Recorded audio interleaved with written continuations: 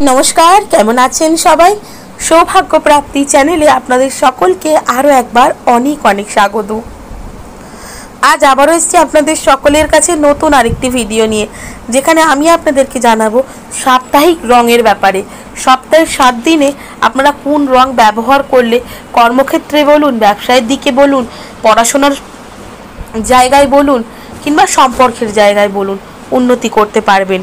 कोन रंग कोन दिन व्यवहार करबेन सेटी भिडियोर माध्यमे आपनादेर सकलेर काछे तुले धरबो। भिडियोटी शुरू करब तार आगे अवश्यई बोले राखी बंधुरा आमार चैनेलटिके लाइक करबेन, भालो लागले अवश्यई बंधुदेर साथे शेयर करबेन। एई संक्रांत कोनो जिज्ञासा थाकले कमेंट बक्से एसे जिज्ञेस करते पारेन। सबस्क्राइब करे बेल बाटनटा प्रेस करे राखबेन जाते आमि जखोनी नतुन कोनो भिडियो दिई ना केन सेटा सरासरि आपनादेर काछे पौंछे जाय। तो चलुन बंधुरा भिडियोटा शुरू करी। सप्ताहेर प्रथम दिन रविवार। এই রবিবার দিনকে আপনারা যদি কমলা রঙের পোশাক পরতে পারেন তাহলে কিন্তু অত্যন্ত শুভ ফল লাভ করতে পারবেন। এছাড়াও যাদের রবি সংক্রান্ত সমস্যা রয়েছে তাদের জন্য কমলা রংটা কিন্তু অত্যন্ত গুরুত্বপূর্ণ। সোমবার দিনকে সাদা ব্যবহার করতে পারেন। সাদা ব্যবহার করলে দেখবেন যে কাজে আপনারা বারবার করে বাধাপ্রাপ্ত হচ্ছেন, কোনো কাজ হয়তো করতে যাচ্ছেন বিছখানে আটকে যাচ্ছে, তারা সোমবার দিন করে সাদা পরুন, দেখবেন এই যে বাধাগুলো সেগুলো আস্তে আস্তে কেটে যাচ্ছে। মঙ্গলবার দিনকে লাল পরতে পারেন।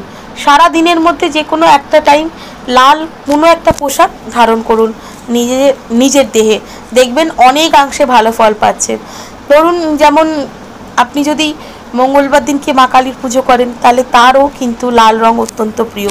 যদি আপনি মঙ্গলবার দিনকে বজরংবলীর পুজো করেন তাহলে কিন্তু বজরংবলীরও লাল রং প্রচণ্ড প্রিয়।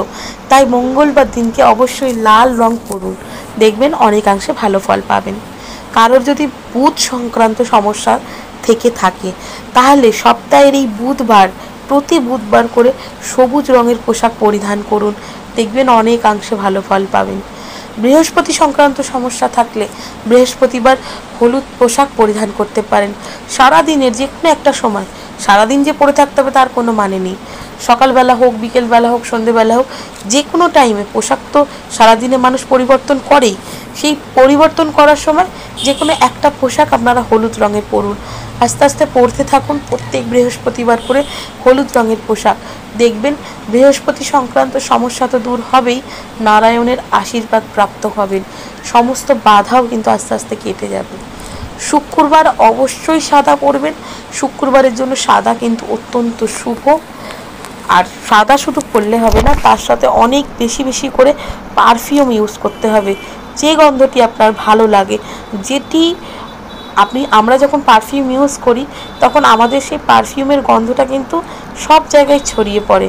এই যে অনেক সময় অনেকে হয় না পারফিউমের স্মেলটা তার কাছে গেলে সে বলে এত ছড়া গন্ধ ব্যবহার করেছিস। সবসময় চেষ্টা করবেন এমন একটা ধরনের পারফিউম ইউজ করার যে পারফিউমের স্মেলটা সবার পছন্দ হবে। বেশি বেশি করে শুক্রবার পারফিউম ইউজ করুন, দেখবেন শুক্র যদি কারোর অশুভ অবস্থায় থাকে বা নিচস্থ অবস্থায় থাকে সেই শুক্রকে স্ট্রং করে তুলতে অনেক বেশি করে পারফিউম ইউজ করবেন এবং সাদা রং ব্যবহার করবেন। আর শনিবার যেহেতু শনিদেবের বার, চেষ্টা করবেন কালো নীল এই দুটো রঙকে অ্যাভয়েড করার। শনিবার দিনকে কখনোই কালো রঙের পোশাক পরবেন না, নীল রঙের পোশাক পরবেন না, চেষ্টা করবেন অন্য কোনো রং পরার।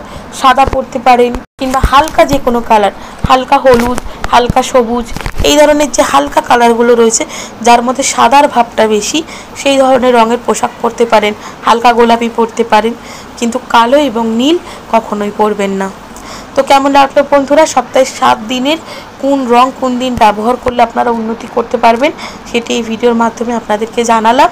অবশ্যই আমাকে কমেন্ট করে জানাবেন কেমন লাগলো। দেখা হবে নতুন আরেকটি ভিডিওর সাথে।